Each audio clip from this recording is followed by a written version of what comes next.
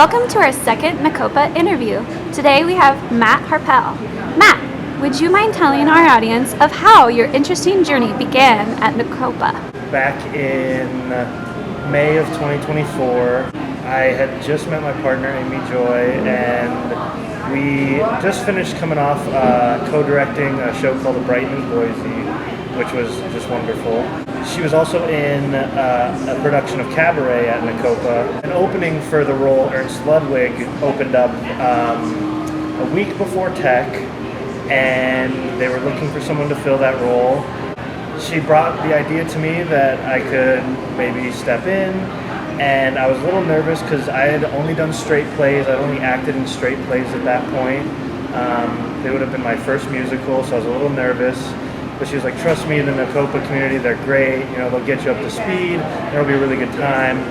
So I decided I'd do it. I showed up, and that's where I met Kate Fritzler, who was the director, who is now a real close friend of mine. He, allowed me to kind of work through that process, and he got me up to speed really quickly. He knew the show really well, and I was just really surprised to see the kind of community that Nacopa had fostered at that point.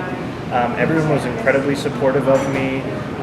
They knew that I was, stepping into something that was difficult to do, and everyone kind of gathered around me and helped lift me up, and just made that experience something that I'd never forget. And it's really where, at that point at UNC, I had been finding a hard time kind of integrating into that community, but when I showed up in Nacopa, everyone welcomed me with arms open wide. It was one of the coolest experiences I got to have as an actor. It really challenged me, and it couldn't have worked out more perfectly, because now I've been in and worked with so many people at Nacopa in different capacities, and it's really a community that I've really found myself, finding my stride in. So. Oh, I'm so thrilled to hear that. What was your favorite part about Cabaret? Oh, my favorite part. I got to, as Ernst Ludwig, I got to dance with my partner, Amy Joy. There's a scene at the end of Act 1 where it's revealed that Ernst is actually a Nazi, and we got to sing together and dance together, and close out that first act on a really terrifying note and a really unsettling note, and that had to be my favorite part of Cabaret. Oh, we love a theater couple.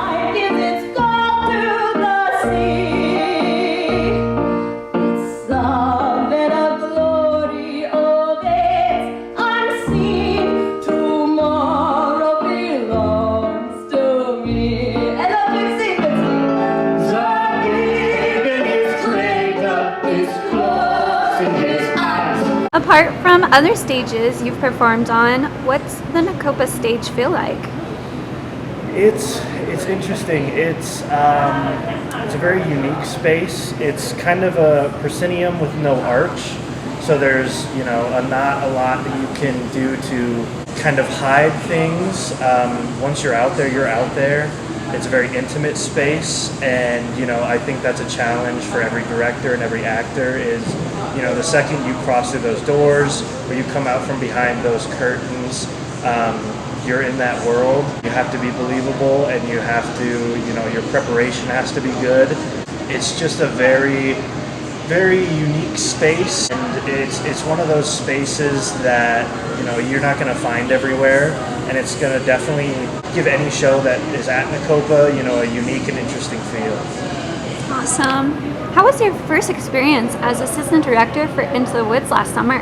Oh God, that was great. So like I said, we had just come off of Brighton Boise and Cabaret. My partner Amy Joy directed Into the Woods, and she was looking for an assistant director, and I threw my hat in the ring. I said, why not? I mean, we've worked together already, and it went really well, and I'd love to do that with you. We didn't have a very long pre-production phase. So, a lot of it was blocking week to week, and I was kind of blessed enough that, my partner allowed me to block certain scenes and numbers and, do stuff that an assistant director normally wouldn't get to do, and have a little bit more on my plate than normal. So I got to block a couple scenes and a couple numbers that were really special to me. And that group was just incredible. That cast was so talented. Just the camaraderie with that cast was wonderful. We got to do some really unique stuff with, we had a cold open with an interesting concept for the show that we got to kind of, the second you enter the space as an audience member, you got to see a little bit of what that show's about to entail. I was just really proud of it. We had some great choices. Amy Joy made some great choices directing-wise, and I feel like it was a very unique experience that most people wouldn't see with Into the Woods. And overall, it was just one of those solidifying moments that I want to be around this theater, and I want to stay in this theater because of the people that you work with, and it's just a wonderful community. I absolutely agree. Do you have a favorite Sondheim song or scene from that musical? Oh yeah, I got to work the song No More. A little bit about myself, I didn't have much of a relationship with my father, and it was one of those, a big theme with Into the Woods is breaking, destructive cycles. In that moment of No More, the baker is about to, repeat that cycle and make the same mistake his father did, basically abandon his child and, leave his child with with a new family. And in that moment, the mysterious man gets to come back and share his regrets with that choice and that decision making. It's a very, emotionally devastating scene. I had some wonderful actors playing that. Philip Meineke and Bryce Schwartz. They were wonderful in those roles. They really let me play with that dynamic, and they made some great choices.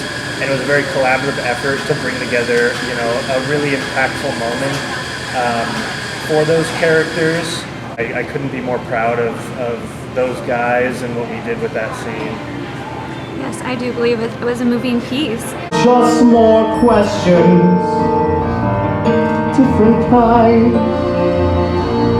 Where are we to go? Where are we ever to go? Running away, we'll do it. Why sit around, resigned? Trouble is, son, the farther you run, the more you feel undefined. For what you have left undone, and more what you've left behind.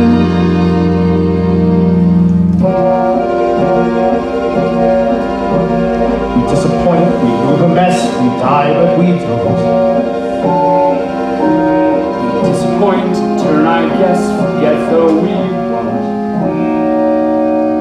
Like father, like son.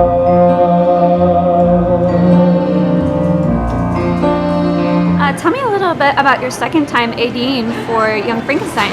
Oh, that was a really good one. I got to assistant direct Young Frank with the wonderful Lindsay Rands. It was just a great time. Lindsay is so in control of everything she touches. She had, a wonderful pre-production phase, that we shared with the cast in terms of what we needed the characters to feel and look like, how she wanted the ensemble to play with. She took from a commedia dell'arte. It was just a great cast. Lindsay is a wonderful director. Shout out Lindsay. I hope they're doing great in North Carolina.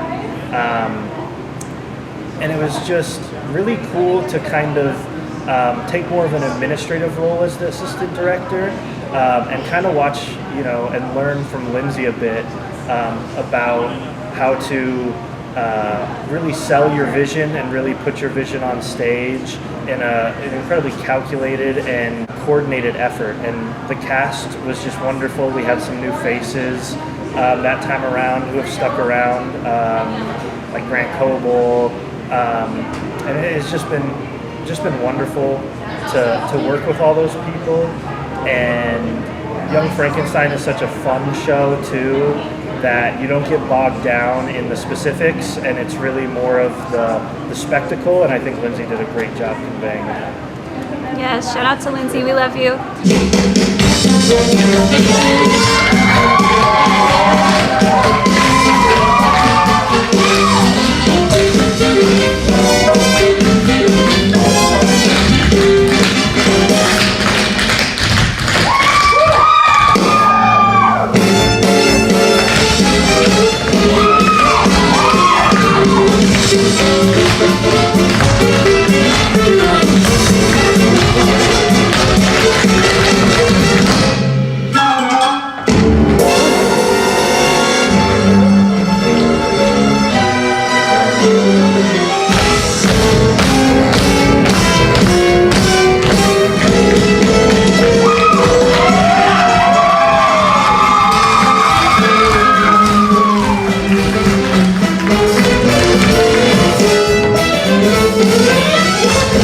Now, how about the play Deadline? How was the process for you? Deadline was cool. It was interesting to come back to a straight play after doing a couple musicals in a row. It was super fun to get to play a character like Delacroix. Becca, the director, had a really cool atmosphere that she built for that stage. Really interesting set design that made the space feel lived in. It was just really cool, and also I got to act with my partner Amy Joy once again. She played Deborah and was wonderful in that role, and it was great to be able to be one of those characters who kind of drives the overall narrative without much stage time. So it was really cool playing as like someone who is very in control. In my life, a lot of the times I'm very go with the flow, so it was an interesting challenge to be someone who is very uptight and calculated. It was just a really, really cool play that I'd never heard about before that. Just again, another wonderful cast, a lot of new faces and returning faces that just makes it easy to go to rehearsal every day. You work with these people who are ambitious and driven and so creative, and it just makes that whole process so fun to watch everyone make these choices, and it pushes you to want to make good and interesting choices that have a lot of thought behind them. So Deadline was definitely a very, very fun and challenging experience.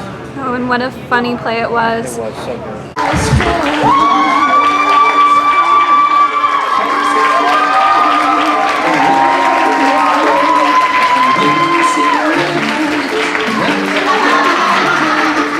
Time ADing was Annie Jr. How was it working alongside teens for the first time? That was definitely one of the most challenging things I've done. I'm 28. I'm the youngest sibling in my family, so I don't have much experience working with teens.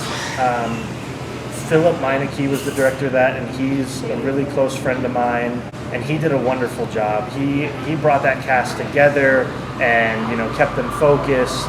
And at the end of it, they loved him. They want to work with him again in the future. It was just cool to be able to support him in that endeavor. That was his first time directing a teen show as well. I was blessed that he took my input with great weight. He really enjoyed the process of being collaborative, allowing them to make choices, as well as asking for input from me and from the choreographer and lighting designers, everybody who is involved in that process. He's very collaborative, and it makes that experience just I feel like you have a sense of ownership in those productions. So it was a very challenging experience for me, but it was made so smooth by the team around me and by those teams. So just a really cool experience. Yes, shout out to Annie Jr. Creative Team. We love you.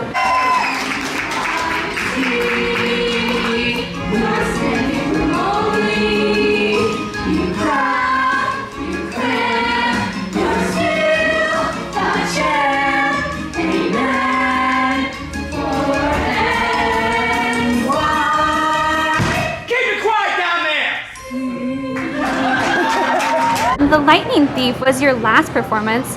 How was that, and getting to work with our last interviewer, KB Hain? KB holds a special place in my heart. They're one of the kindest, most ambitious, driven human beings I've ever met.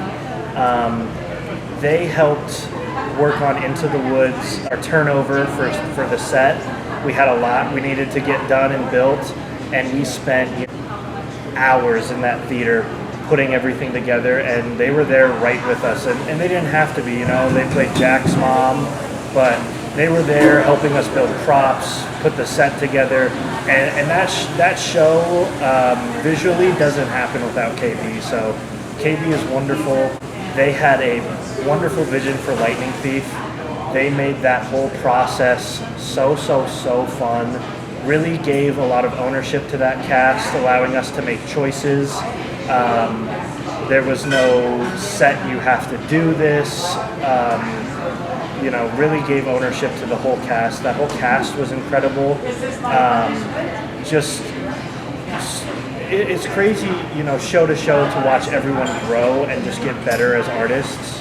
And that was one of those shows where you saw, everyone take strides. It was also a new, interesting challenge for me. It was my first time being in an ensemble, so seeing, the difficulty of the ensemble, of knowing when your entrances are as small as they are, as big as they are, and just really being focused on the task at hand to support the vision. Even when the ensemble doesn't get much credit, they really hold a show together and they really make a show shine. So it was just a really cool experience to be a part of that ensemble. I overheard some people saying they were a little terrified of you wielding around a bat. Yes. Yes, a real bat. A real bat. Now make it right for me and for my dad. I'm the son of Poseidon, and we know you're to blame. The son of Poseidon, you may be a god, but you're going down all the same. Ha! You mouth talking trash! Better rinse it. Your meat is missed. I'm here to mince it. I'm gonna have my war. Now give me some space. I'm gonna wipe that stupid head off of your stupid face. What would you say to our viewers who have not experienced Nakopa yet?